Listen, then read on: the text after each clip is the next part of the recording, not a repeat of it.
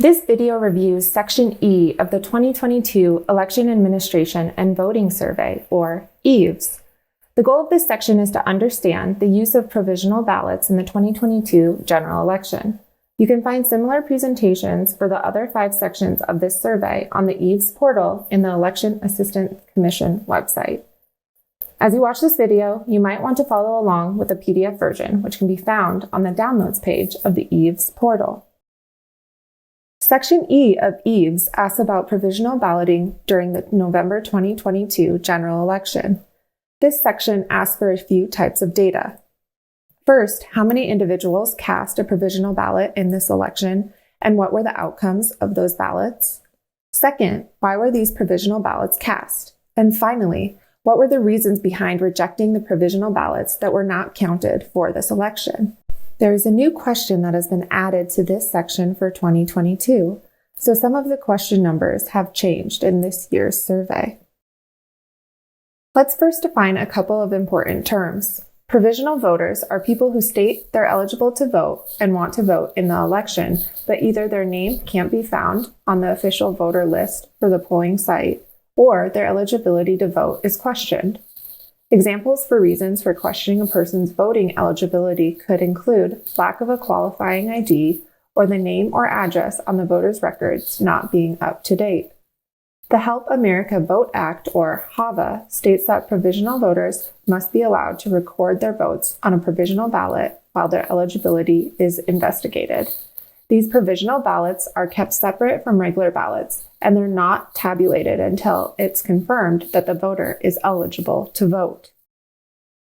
Question E1 asks for the total number of provisional ballots submitted for the 2022 general election. You'll record this number in E1A.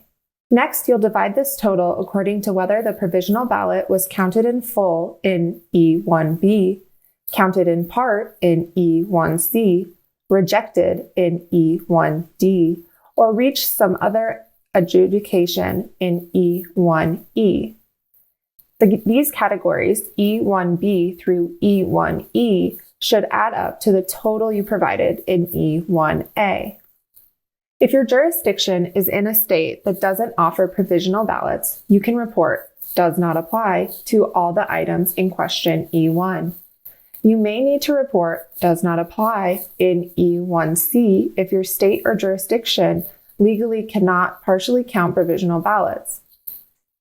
An example of a partially counted provisional ballot is that the only items on the provisional ballot that are counted are those for which the voter would have been eligible to vote had they voted in the correct precinct. Question E2 is being asked for the first time in the 2022 EAVS.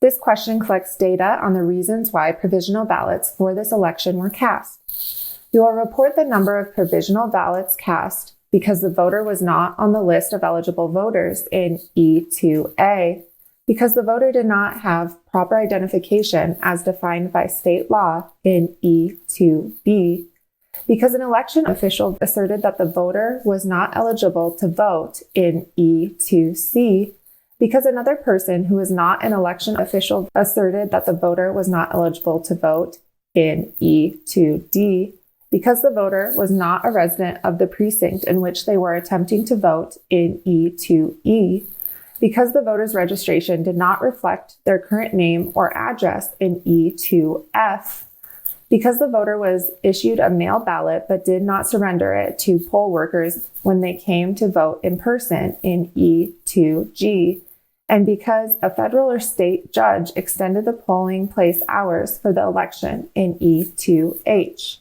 If there were additional reasons why voters cast provisional ballots that do not match with any of these categories, these ballots can be reported in E2I, E2J, and E2K. Please note that the total number of provisional ballots that you report in E2A through E2K should match the number of provisional ballots you reported in question E1A.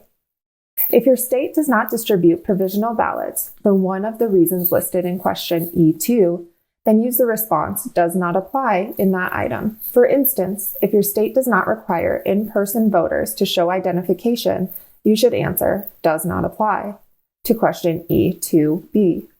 If your state does not track provisional ballots by the reason they were cast, then use the response, data not available. Question E3 asks for the number of provisional ballots rejected and the reasons why these ballots were rejected. The total number of rejected provisional ballots that you report in E3A should match the number you recorded in E1D. For the rest of E3, break down that total according to the primary reason why the ballot was rejected.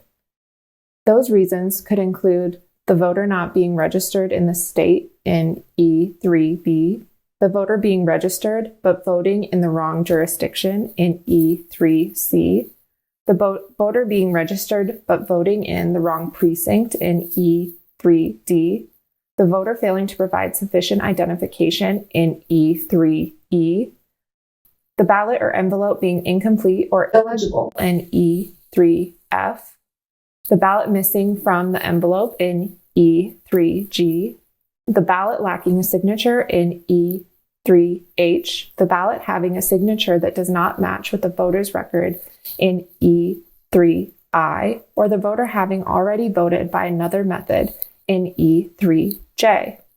If the reason for the rejection isn't already listed in the question, use items E3K, E3L, or E3M.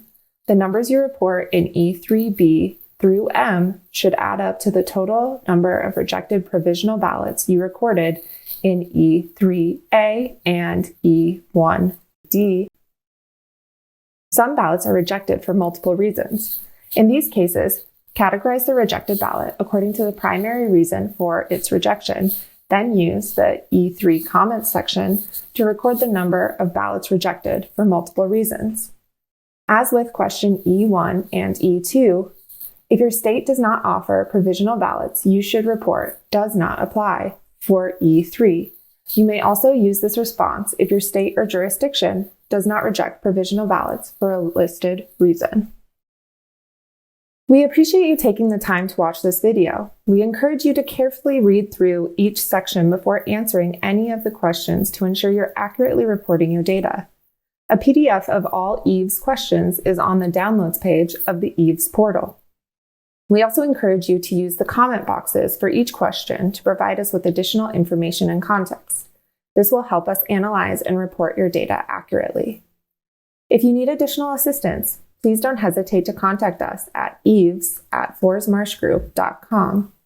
All emails sent to that address will be answered within 1 business day.